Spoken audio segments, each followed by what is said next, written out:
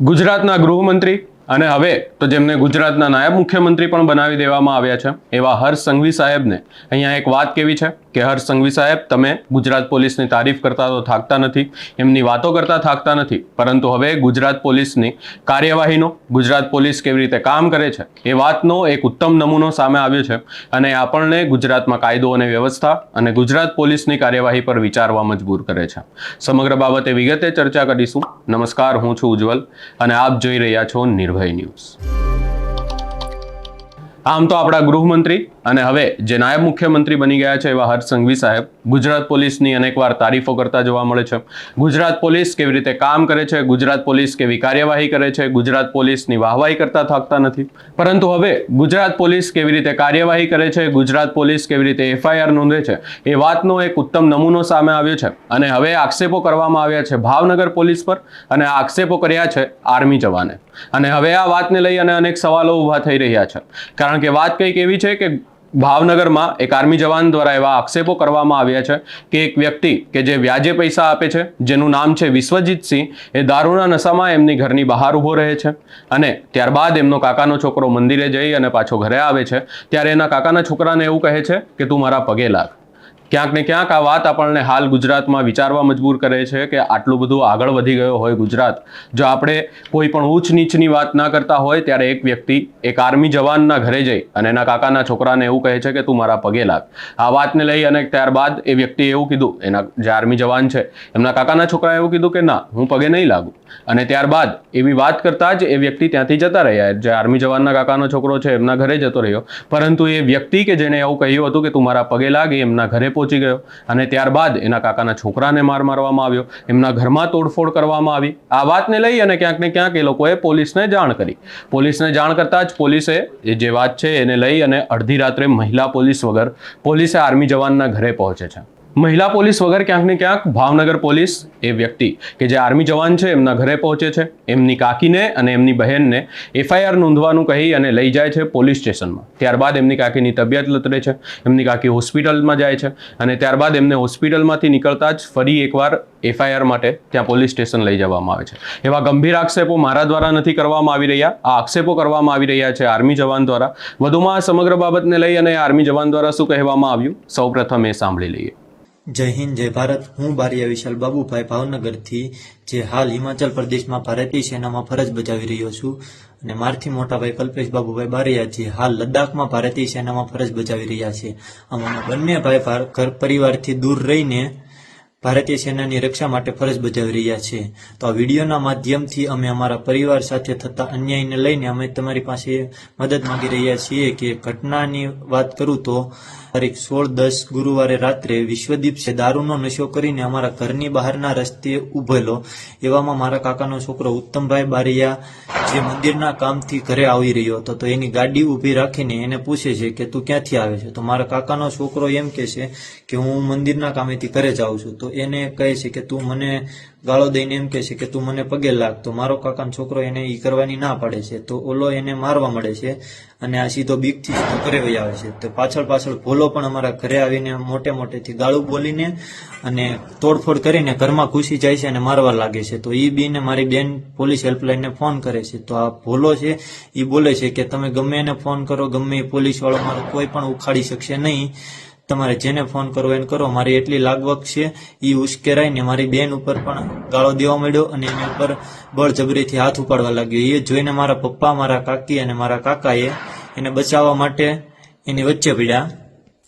તો મારા કાકીને પણ વાળ પકડીને નીચે પાડી દીધા. હવે કયો એવો બાપ છે જે પોતાની દીકરી કે તેના પત્ની સાથે આવું થાય છે, તો પોલીસ આવે ત્યાં સુધી આવો બધો તમાશો ઊભો જોઈ શકે. તો આ રીતે પછી ભોલો પાછો એના ઘરે જાય છે. એના ભાઈ, એના કાકાને, એના મમ્મીને લઈને પાછો આવે છે. તો એના મમ્મી એને સમજાવવાને બદલે અહીંયા ઘરે આવીને જોરથી ગાળો બોલવા મળે છે. એના કાકાને એ પણ જોરથી ગાળો બોલવા મળે છે. ત્યાં આટલામાં બધા આજુબાજુના બધા ભેગા થઈ જાય છે.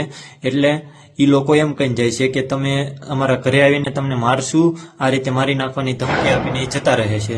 પોલીસને મદદ માટે અમે કોલ કરેલો, તો પોલીસ મોડી રાત્રે આવે છે અને મારી બેનને અને મારા કાકીને કેસ લખવાના બહાને તેને પોલીસ સ્ટેશન લઈ જાય છે. તો હવે કયો કાયદો કે એવી જોગવાઈ છે કે કોઈ મહિલા પોલીસ અધિકારી કે કોઈ FIR વગર એમ મહિલાઓને, બેન દીકરીને પોલીસ સ્ટેશને લઈ જાય અને ફરિયાદ પણ નોંધતા નથી. તો આમ કેમ તમે ફરિયાદ લખતા નથી અને મોડી રાત સુધીના બેસાડી રાખ્યા? આમ છતાં જો મારા કાકીની ત્યાંથી હાલત બગડતા તેને હોસ્પિટલે લઈ ગયા અને હોસ્પિટલથી એને સારવાર મળતા એને સવારે 5 વાગ્યા 5:30 વાગ્યાના ગાળામાં એને ફરીવાર પોલીસ સ્ટેશને ફરિયાદ લખવા આવે છે. છતાં એ લોકો પોલીસ ફરિયાદ લખતા નથી, આજીજી કરે છે, બંને હાથ જોડે છે અને એ લોકો કહે છે કે તમે આવો કેસ ન લખો, આ રીતે ફરિયાદ ન કરો. છતાં મારા પપ્પાની આ રીતે ફરિયાદ કરે છે. છતાં તો તમે કેમ કાચા કાગળમાં તમે ફરિયાદ લખો છો? અને પછી સવારે સીધી 10-11 વાગે સીધી પોલીસની ગાડી આવીને મારા પપ્પાને ડિટાઇન કરે છે. અમે મદદ માંગી, વારંવાર વિનંતી કરવા છતાં અમારી ફરિયાદ ન લેવાની અને આ ભોલાનો પોલીસ સાથે તો એવો તો શું સંબંધ હશે કે એને અમારા પરિવારને નિર્દોષને ડાયરેક્ટ લોકઅપમાં મુકાવી દીધા. માર વાગવાને લીધે મારા કાકીની તબિયત સારી ન હોવા છતાં, બેભાન થઈ જતા છતાં કોઈ પોલીસ સારવાર કે કોઈ મેડિકલ સારવાર કેમ ન આપી તમે? અને આવી રીતે અમારા પરિવારને હેરાન કરતા હતા. બાકી રહ્યું તો તમે ગેરકાયદેસર વ્યાજનો ધંધો કરતા ભોલુભાઈને પૈસાના જોરથી તમે પહેલા અમારી ખોટી એફઆઈઆર લઈને અમારા પરિવાર વિરુદ્ધના ખોટી કલમો લગાડી દીધી. જ્યારે કેવા ખાतिर કે અમારા મોડી ફરિયાદને લઈને તમે સામાન્ય કલમો લગાડીને ગુનો દાખલ કરી દીધો. જે આ ગુનામાં હજી ભોલુની ધરપકડ હજી કરવામાં આવી નથી. કેમ? જે મા બાપે 19-20 વર્ષની ઉંમરે પોતાના બંને દીકરાને એક સાથે ફોજમાં જવા દીધા હોય, અમે અહીંયા - તાપમાનની ડિગ્રીએ જીવ જોખમ લઈને અમે દેશની સરહદ સાચવીને બેઠા છીએ, તો અમારી પરિવાર તથા અમારી બેન સાથે તમારું આવું કેમ વર્તન? અમે દેશની રક્ષા કરીએ તો અમારા પરિવારની સુરક્ષા કે સલામતની જવાબદારી પોલીસ તંત્ર તમારી છે. તો તમે અમારા પરિવારને સુરક્ષાની કે મદદની વાત તો અલગની વાત છે, તમે અમારા પરિવારની સાચી ફરિયાદ પણ નથી નોંધી. આમાં સામાન્ય પબ્લિકને તો પોલીસ તંત્ર પાસે શેની અપેક્ષા રાખવી? અમારી સિવાય પણ અનેક એવા ગુનાહિત ઇતિહાસ ધરાવતો વ્યક્તિ તો આ ભોલો છે, જેને આખા ગામમાં ત્રાસ છે. તો હું આખું ઘોઘારોડ પોલીસ સ્ટેશન હું પૈસાથી જ ચાલે છે? મેં કીધું એ પ્રમાણેની બધી જ ઘટના પોલીસ સ્ટેશનના, દવાખાનાના કેમેરામાં આવેલા છે. સૌથી પહેલા અમારી રજૂઆત એ છે કે અમારી સાચી ફરિયાદ દાખલ થાય અને તેના યોગ્ય તપાસ કરી ગુનેગાર વિરુદ્ધ તેમજ જે પણ પોલીસવાળાના આવા મિલીભગત છે એમના વિરુદ્ધ કાયદેસરના પગલાં લઈને એમને નોકરીમાંથી જ હાંકી કાઢવામાં આવે જેથી અમને ન્યાય મળી શકે. રાજ્યના મુખ્યમંત્રી, ગૃહમંત્રી, ડીજીપી તથા એસપી નીતિશ પાંડે સાહેબને તમામને અને ખાસ તો માજી સૈનિક સંગઠન ગુજરાતને અમે તમામને 2 હાથ જોડી નમ્ર વિનંતી કરીએ કે અમને ન્યાય અપાવો અને સત્યને સાથ આપીએ, અમારે નમ્ર વિનંતી છે. મીડિયા, રિપોર્ટર અને રાજકીય નેતાઓને મારી એટલી જ અપીલ છે કે તમે મારી પરિવારની મદદે આવો. અમે બંને ભાઈ આમ ઘરથી દૂર ભારતીય સેનામાં ફરજ બજાવીએ છીએ, ત્યારે અમારે તમારા સાથની જરૂર છે. અત્યારે બધા લોકો પોતાના ઘર પરિવાર સાથે ખુશી દિવાળી મનાવી રહ્યા છે. આમ અમે બંને ભાઈ અને અમારી જેવા અનેક આવા જવાનો જે પોતાના ઘરથી દૂર રહીને દિવાળીમાં પોતાને દેશની રક્ષા માટે ફરજ બજાવે છે અને દેશની રક્ષા માટે અડીખમ ઊભા છે. તો શું આ વાતનો જરીકે વિચાર ન આવ્યો પોલીસ તંત્રને? અને વાત કરતા તો ખૂબ જ દુઃખદ થાય છે કે તમારી બેદરકારીના લીધે હાલ મારા પરિવાર, મારા પપ્પા, મારી બેન, મારા કાકી હાલ અત્યારે મજબૂર થઈને જેલમાં દિવાળી ઉજવી રહ્યા છે. અમારી મદદ માટે તમે 97 25 24 73 58 પર કોન્ટેક્ટ કરી શકો છો. જો તમારામાં થોડી પણ માનવતા બચી હશે કે ભારતીય સેનાના જવાનના પરિવાર સાથે સન્માન હશે, તો તમે અમને ન્યાય મળે એવી આશા સાથે વંદે માતરમ. ભારત માતા કી જય.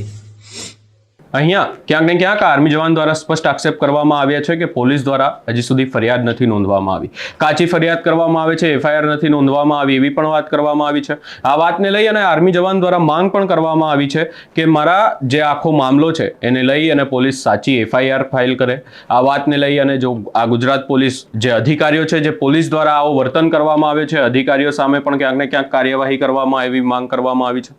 અહીંયા આપણે અનેકવાર એવા નિવેદનો સાંભળ્યા છે, ભાજપના મંત્રીઓ હોય કે પછી કોઈ પણ હોય, આપણે નિવેદનો અનેકવાર સાંભળ્યા છે કે ગુજરાત પોલીસ દ્વારા બહુ સારું કામ કરવામાં આવી રહ્યું છે, કાયદો અને વ્યવસ્થા ગુજરાતમાં ક્યાંક ને ક્યાંક હાલ જે છે એ નિયંત્રણમાં છે. પરંતુ ક્યાંક ને ક્યાંક વાસ્તવિકતાનો ચિત્ર કંઈક અલગ જ છે. આપણે જોયું કે અમરેલીમાં પણ એક બબાલ થઈ હતી. એ બબાલમાં જે છે એ પોલીસ કર્મી જે છે એ દારૂના નશામાં પહોંચે છે, ત્યારબાદ પણ બબાલ થઈ હતી. અને હવે આ આર્મી જવાનનો કિસ્સો સામે આવ્યો છે અને આ વાતને લઈ અને હાલ ક્યાંક ને ક્યાંક માહોલ પણ ગરમાયો છે. અને હર્ષ સંઘવી સાહેબને પણ કહેવું છે કે તમારી પોલીસના જો તમે વખાણ કરતા હોય તો તમારી પોલીસ દ્વારા કોઈક આવું કામ કરવામાં આવે તો એ વાતને લઈને પણ નિવેદન આપો, એ વાતને લઈને પણ કાર્યવાહી કરો. સમગ્ર બાબતે આપનો શું અભિપ્રાય છે એ અમને કમેન્ટ કરી જરૂર જણાવશો.